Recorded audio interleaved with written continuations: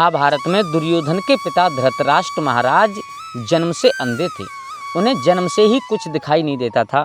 उनकी पत्नी का नाम था गंधारी। उस गंधारी ने भी किया था एक बहुत बड़ा पाप और उसी पाप की बदौलत गंधारी की आंखों के सामने ही गंधारी के 100 बेटा मारे गए। विनाश हो गया पूरे परिवार का। कौन सा पाप किया था गंधारी ने? धृतराष्ट्र महाराज अंधे थे और उनकी पत्नी गंधारी ने एक ऐसा पाप किया था जिस कहानी को सुनकर के आप अचंभे में पड़ जाओगे।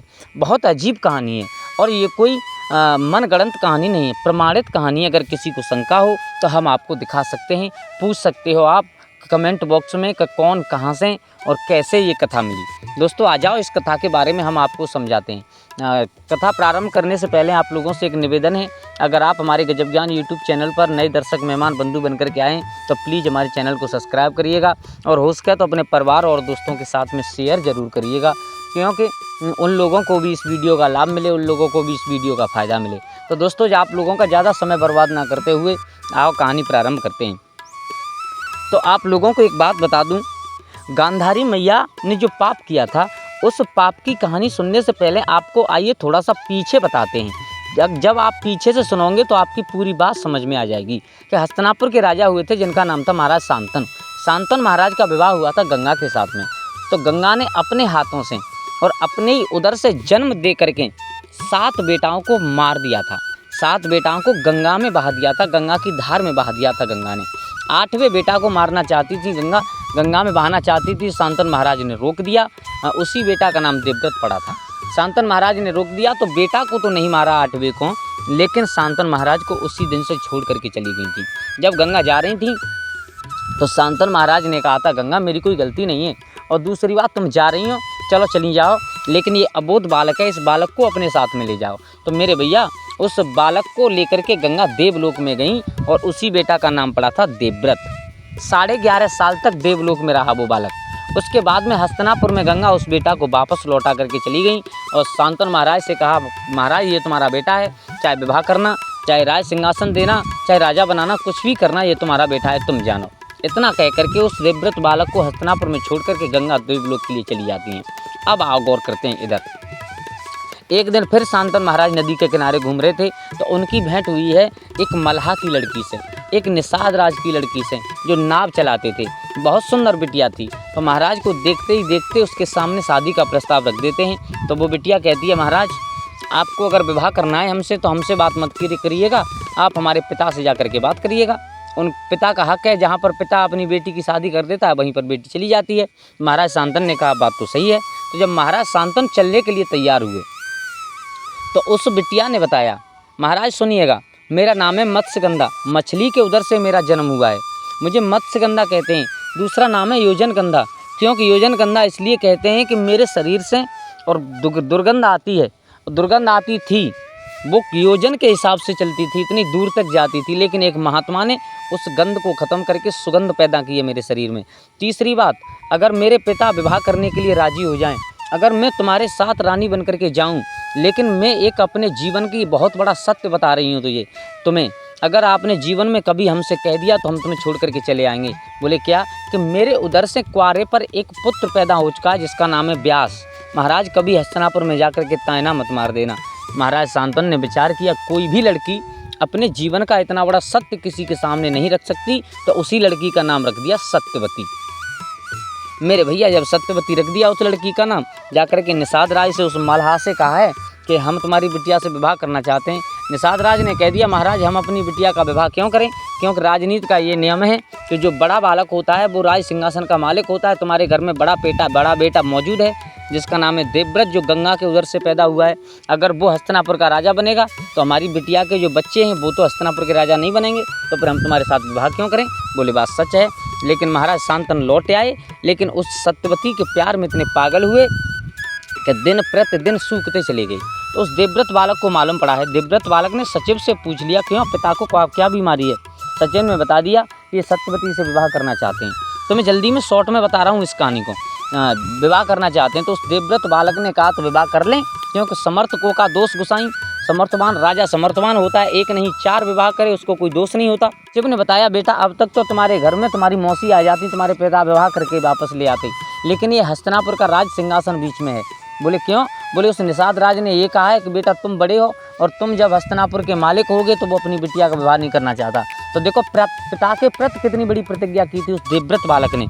उस देवव्रत बालक ने जाकर के और उस निषाद राज से कहा कि तुम अपनी बिटिया का विवाह हमारे पिता के साथ कर दीजिएगा।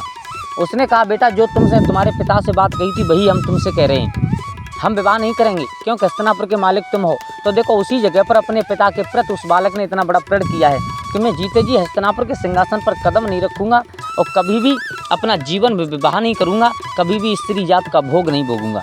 मेरे भैया इतनी बात कह करके निषाद राज ने अपनी बिटिया सत्यवती का विवाह शांतनु महाराज के साथ में कर दिया। बड़े हंसी खुशी के साथ में रहने लगे। 2 पुत्र पैदा हुए, एक का नाम था चित्रांगद, एक का नाम था विचित्रवीर। और बड़े बेटा थे शांतनु महाराज के जिनका नाम था देवव्रत, यानी उनका नाम पड़ गया था भीष्म। जब भीष्म प्रतिज्ञा की थी भीष्म महाराज, भीष्म पितामह। अब मेरे भैया अब क्या हुआ, अब एक दिन भीष्म पितामह बहुत बड़े बलवान थे, बहुत बड़े। तो भीष्म पितामह ने काशीराज महाराज को जीत करके उनकी 3 बिटियाँ लाए थे अपने साथ।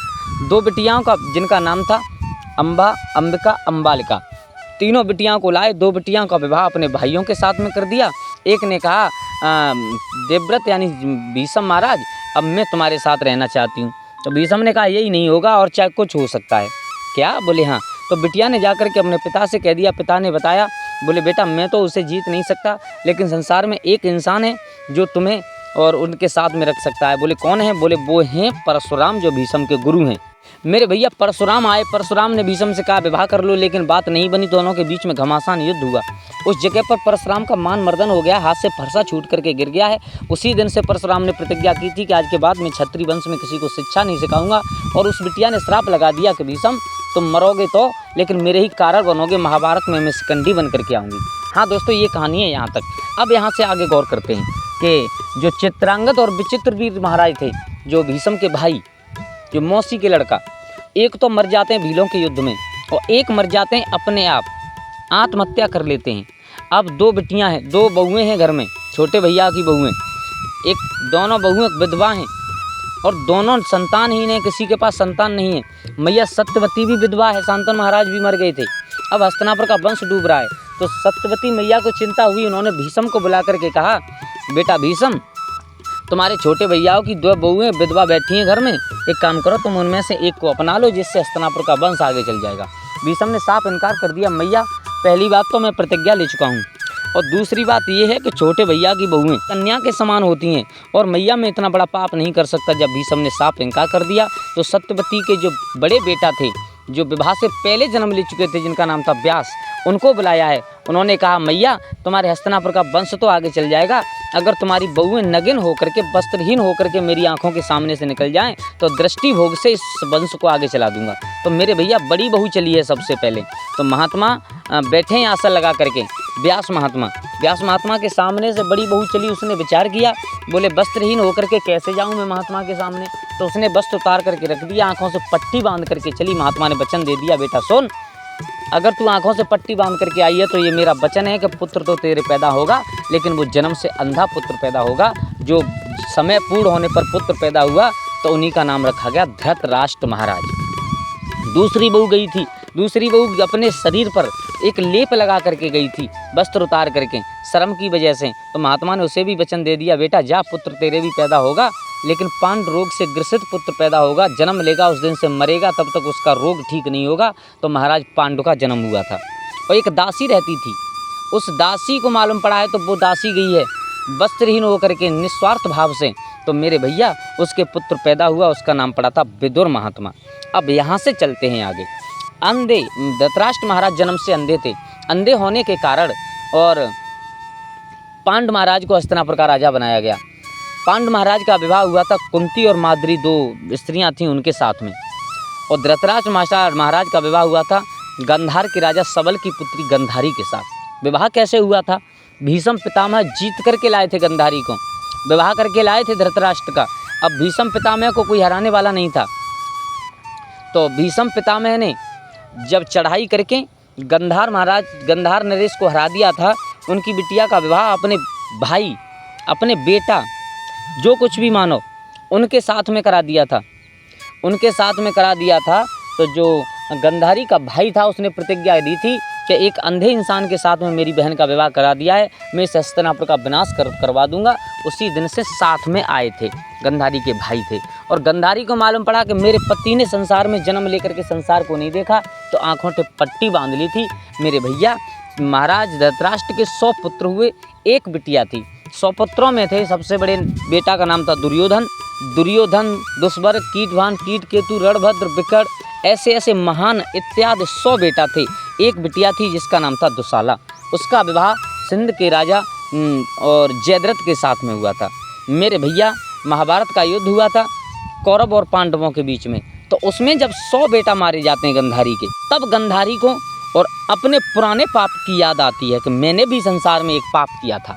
कौन सा पाप किया था मैंने, उस पाप को याद करती है। आ जाओ उस पाप को हम बताते हैं कि मैया गंधारी ने कौन सा पाप किया था। मेरे भैया गंधारी जब अपने पिता के घर पर थी, अपने बाप के आंगन में थी, जब शादी नहीं हुई थी, तो जब छोटी थी गंधारी, तो जब छोटी थी तो सामने क्या देखा कि एक मुर्गी चल रही थी। अच्छा, उसके पीछे पीछे 4 नन्हे नन्हे चूजे थे, उसके बच्चे थे। अपने बच्चों के साथ में अपना पेट भर रही थी, अपने बच्चों को दाना खिला रही थी। वो मुर्गी चुनने के लिए आई थी, तो गंधारी छोटी थी, गंधारी को इतनी समझ नहीं थी, तो उस गंधारी ने खेल ही खेल में उन बच्चों को पकड़ लिया चारों को। और जब चारों बच्चों को पकड़ लिया तो धोखे से गंधारी के हाथ से और वो 4 बच्चे मारे जाते हैं।